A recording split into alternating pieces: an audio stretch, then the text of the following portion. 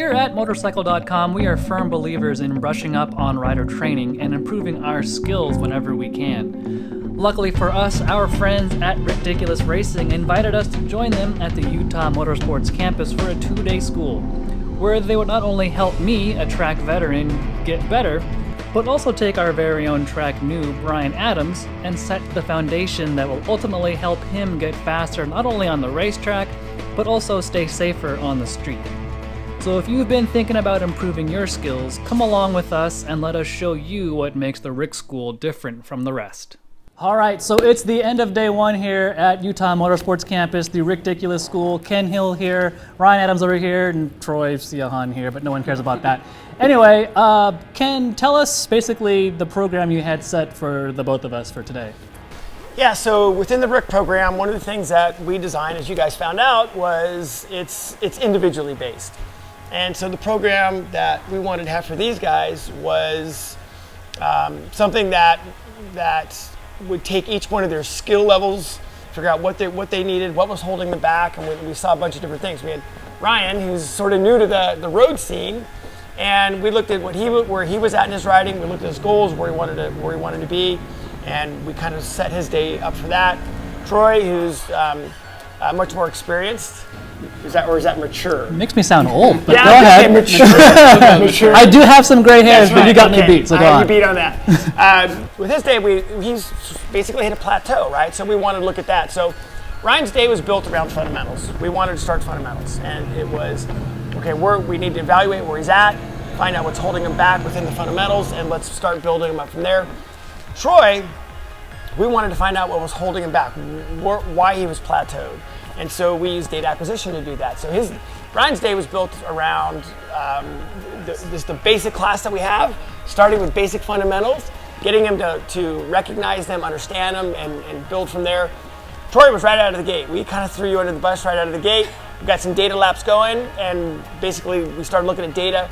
So after each session, it's pretty simple. Well, first of all, I do 5 laps, an out lap, 3 hot laps, and then an in lap, give or take, depending on how I feel. My focus each time is working on a specific technique. In this particular case, my braking technique and my throttle application technique. So I just came back in, Adam got the data off my bike, and we're gonna go check it out. Basically, we started looking at data, found out where the plateau was and why, and then started working on techniques to fix that. So Ryan, after day one, what are some of your takeaways from this? Well, I mean, the one-on-one, coaching is a huge difference. The way, I just kept improving different things all day and working with you, and then getting back out on the track, stopping, in pit lane or coming back here and looking at videos, getting to look at all of that immediately and then get right back out on the track was just it kept me going all day and kept me working on different things all day. And the time spent in the car together, was also something that's completely different. I've never heard of any other track doing that. So, getting out in the car and the air conditioning was nice in between the sessions. But being able to do that and be sitting right side by side and hitting the apexes and getting to feel the force of what braking does, pulling the car in that situation into the corner, it shows you exactly what's happening. And so, it's really easy to take that and then apply it to the motorcycle. And you'd assume, right, that like, oh, well, let me explain my goals to you, Adam. Like, as soon as you got behind the wheel, I knew what your goals were. And then from my perspective, just adding to what Ryan said, getting the data acquisition doesn't lie. It shows you exactly. No, wait a minute, I was wide open there. It shows you exactly where the areas you need to work on are, especially when you have the baseline lap or laps that you set down, and then overlap mine on top of that. It's clear as day. Okay, Ken did this there and you didn't, or you didn't do this here when you should have, or you didn't do it to this degree. And it breaks down those minute things that were causing me to have a plateau. And so then you reinforce that with a video, You do turn sport incredibly. I mean I got nothing for you for. But And so you have the video and you have the data acquisition. Like the two of them just go hand in hand, showing, okay, here's what you were doing and here's what it looks like actually, on video, and here's how you can adjust. and you're still trying to find direction with it. Yep. And what the graph shows us is that you are uncomfortable there. And what we see is that Ken was also able to get onto the throttle and get to full throttle earlier than you were able to. Yeah, and the neat things were is again, for you, we could have ridden with you without data and said, hey, let's try this, or you're feeling this, or you're doing this, and instead it's like, let's get the data going, have them ride the bike, come back in, and within the first 30 minutes this morning, we already basically knew what your deal was going to be for the day. Okay, so just so you know, so I just want you to know that from an instructor's point of view, I know exactly what's holding you back right now. That's perfect. Right? Like you instantaneously showed me, right, what you need to work on, which is why I'm in the car with you. That's why I'm right? here. And that's a really, really cool thing. What we're seeing though is that you continue to try to get direction after you're off the brakes. So you're going back to the throttle, but you're continuing to look for direction. Right there. Feel that? Yep. I blame my parents for that. Okay. You have no idea the amount of stuff I blame my parents for. So we're not getting quite enough initial brake pressure there. Okay. And I'll show you on the data what I mean by that. Okay. And how the bike really likes to turn. That was definitely an improvement from the last 6. Just by saying, oh, you're continuing to search for direction after you release the brakes, right? Caused you to hold your brakes just a little bit longer, and your direction improved substantially. And so your ability to use your throttle effectively improved in 2 laps. Did you feel the difference? I did, Yeah, really, really, really good stuff. And that is ultimately what we're going to work on, what I'd like you to work on for for our day today. Awesome. I haven't been able to verbalize it like you just did, because I knew there was something just not clicking, and Right. when you just verbalized that, Right. that my first lap, I thought to myself, that's it. That's that last little bit that I just couldn't quite put words to, Right. and you just said it like that, and it made sense immediately. So yeah, awesome. This is gonna be great. And we just had to work on figure out the techniques to be able to unlock that, and we ended up going quicker at the end of the day, which is great, safer as well. So that part of it was good. Yeah, data provides that concrete tool you need to improve, whereas a lot of other schools that don't have data acquisition are like, well, I was following you, but I really think you should try this. It's subjective, and to each rider they could interpret that differently, but with data you're like, well, here's what you did there, there, and there. Here's what the faster guy did there, there, and there. This is concrete evidence how you can change, improve, modify, so on and so forth. So, And it's significantly better than what we saw in the car already. Is that you're off the brakes and you're fighting for direction. Right? So I want you to more defined slowest point, so that you can pick up the throttle and not let it go. Because here, and here, you're letting the throttle go. me personally, I thought that was a huge, huge, huge benefit to help me get past that plateau. Good. And Ryan, I was hoping that you were able to see that. Again, the way that we took you through this, there's a very deliberate set of fundamentals that you go through in this, and that's one thing that a lot of people that get in the sport think, well, I can't get better, or I'm not sure what I'm doing. But here we took you through, again, a very deliberate order of the things we worked on, and start and stop the video, watch. This is what direction means. This is how you get it, and these are the tools to get it. And I think that was also something that helped shortcut your deal. What we do with you and with anyone allows for a knowledge base and an ability to translate that knowledge into feel and into muscle memory on the track, so that you can continue to have we give you a pathway to work on. You go out, you continue to work on that, you come back and say, okay, this is what's still holding me back. We can then go out and do it again. And with the video work that we do, the data work that we do, and the very clear technique and ability to say, this is what your next step is, right, will give you the best chance of achieving your goals. All right, so it's the end of day 2 here at the RiCKdiculous School. So let's recap what you two went over on day 2. Ryan, why don't you tell us what was the goal that you guys had in mind for day 2? Yeah, I think yesterday kind of wrapped up with us, making a roadmap around the track, setting markers, braking markers, turn in, things like that. So, and one of the things I was having a little bit of an issue with was, maybe spending too much time focusing on my marks and not picking my eyes up quick enough. So at the end of the day yesterday, I kind of figured out how to do that a little bit more efficiently and a little bit quicker, and not spend too much time focusing on any one thing. It helped at the end of the day, so first thing today was getting back into that. Yeah, so here we put him in another environment, right? He's in another track, but the idea is we want to take the same techniques and put them in another environment. So we didn't say, okay, it's day 2, we've already done that, let's just jump into something else. No, we wanted him to go back to what we learned yesterday and use that as our baseline in a new environment. So we went back and established bike placement in our new environment. We established reference point in our new environment, and that way, yeah, he could start to build his roadmap. So, and we stayed with that quite a while, because as much as I want to ride with you every time you ride, right? Hey Ken, we're going to go to the track this weekend. That would be great, but I need him to be able to coach himself, and I need him to have specific report cards of whether he's done something right or wrong, and I need him to be able to go to a new track, regardless of the bike it's on, and be able to build that. So we spent quite a bit of time doing that. We actually mapped it out on paper.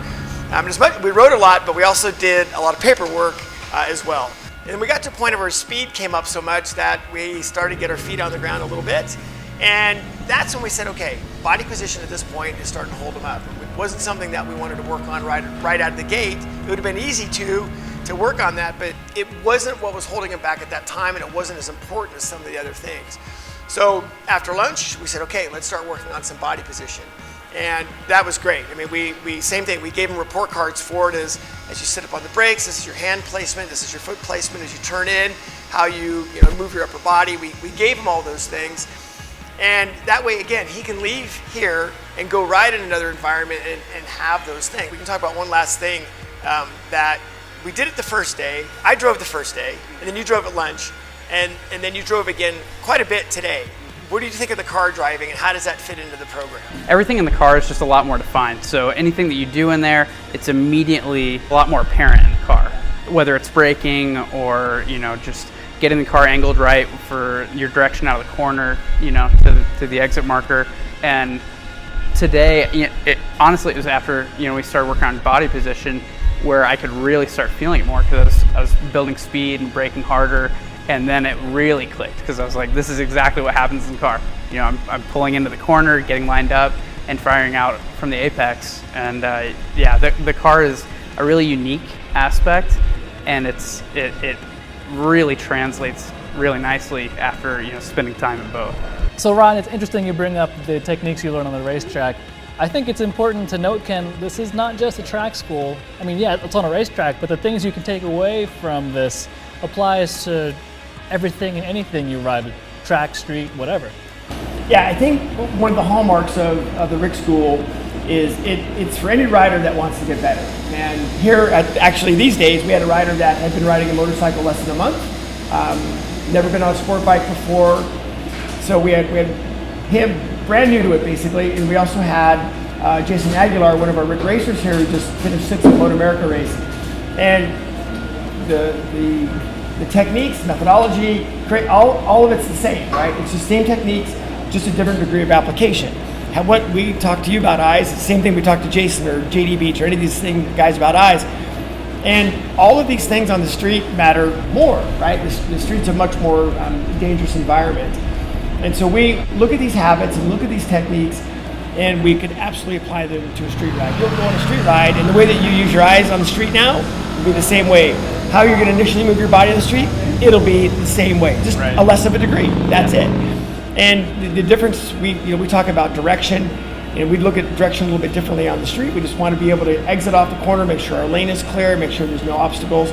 But all of this absolutely applies to any rider. And here on the racetrack or this environment, they're able to have a higher skill set to be able to apply on the street. So anybody that wants to come, we can change anybody's riding here these days. Which is a good segue to, ultimately, these things cost money. So dang it! I know, right? I know. A RiCK School, what are we talking about as far as price goes? Yeah, so the RiCK School, we try to do things a little bit differently here, which is it's pretty exclusive in that the fact that there's not very many people here. We don't take a lot of riders. I mean, at some point, I'm pretty sure you had the track to myself. Yeah, there's nobody else out there because you got to go work on stuff. And so Right. we want to be able to come and go as we please. And so we try to keep the instructor to student ratio either 2-to-1 or 1-to-1, depending on what option you want. And we also have got great bikes here to rent if you need them. We have brand new R6s or anything along. We even got some other bikes, 1,000cc bikes. Cost-wise, $1,500 to $2,000 a day, depending on what option you take. We've got schools here at Utah Motorsports Park. We go to Thunder Hill. We go to Chuckwalla, and we also go to High Plains Raceway in Colorado. One of my favorite racetracks in the country. I love that track. Which is the part where Ron and I have to riff. $1,500 to $2,000 a day. That's not chump change, but I think you would agree, right, that the amount that we learned during the past 2 days is, you can't really put a price tag on that. No, I don't think so. And I think, if you're looking at the whole market of what kind of schools are out there, it's not that far off the mark. And for getting Ken's attention, full attention for 2 days, it was, invaluable to me, and again, I felt better at the end of day one. I feel great now. I think it's going to end up costing me a lot more money because I'm going to end up looking for a race bike. So yeah, it could cost you a lot more, but no, I don't think it's, I don't think that it's an absurd amount of money at all for what you get, for having a chance to be in the car, having a chance to be in Adams M3, and getting a chance to ride on these two different tracks, for the first day and the second day. It was really good. It was a great opportunity. Yeah, and that's how the school is really designed, is that, it's expensive, but when you really look at the return per lap, ultimately it's a lot cheaper. What we can get done in 2 days would have taken us a lot longer, say in a track day environment or a bigger group environment. So ultimately it's probably ends up being cheaper. I've done a lot of schools, you know that. I mean, I've been doing this a little while. We've talked several times in the past about this. Data acquisition is a new thing for me. And to have that concrete data to show you can improve here, here's the data to show it, and here's the video to go with that. I've never seen that before, and that, as you saw, helped what I do tenfold. And how do you put a price on that? Yeah, and that's really it. So let's talk about two things with that, because you bring up two great points. One is you're kind of at a plateau, right? And so how much money would you have spent going to track days or doing other things or getting your suspension done or whatever to try to go 2 seconds a lap faster, when in 20 minutes we identified it, you worked on it, and it was 2.2 seconds, I think, or something like that. Yeah. So we nailed it, right? There it was quantitative. Those were your next steps. So it was priced for the day to be able to figure that out. We did figure it out, and now you know what the next steps are. Same thing is look at Ryan, right? So Ryan, ultimately today was about 12 seconds a lap faster from the beginning to the end of the day. But I mean, you could have bought a pipe, and you could have bought a shock, and you could have done all this stuff.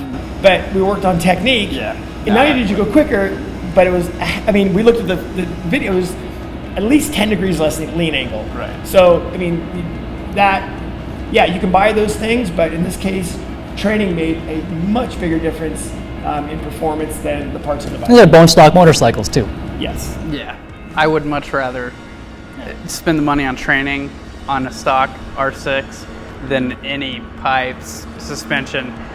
That can all come later. This is how you really up your game. From an ego point of view, it's a lot more fun to pass people at track days on a bone stock motorcycle. It's the best. Especially when they've got all the fancy It's the bling, best. and there you go honking your horn as you go past. That's the best feeling in the world. Ken, the whole Rick crew, Yep. thank you so much. Yep. It's been an Thank you very amazing much. time. Yeah, Ryan, thanks so thank much. you. Yeah, it's been great. Yeah, and there it is. So read more about what we have to say about the RiCK School. Go to Motorcycle.com, read our story there. This is just an excellent way to become a better motorcyclist. How do you find more info, Ken? Yeah, you can go to our RiCKdiculous Racing website. You can go on there, it talks about the school, about the dates that we have available as well. There's email addresses, phone numbers on there, and then you get into contact with me or Josh, and we can get you set up to get signed up for dates. Very cool. Well, once again, Ken, thank you, man. Yeah, thanks.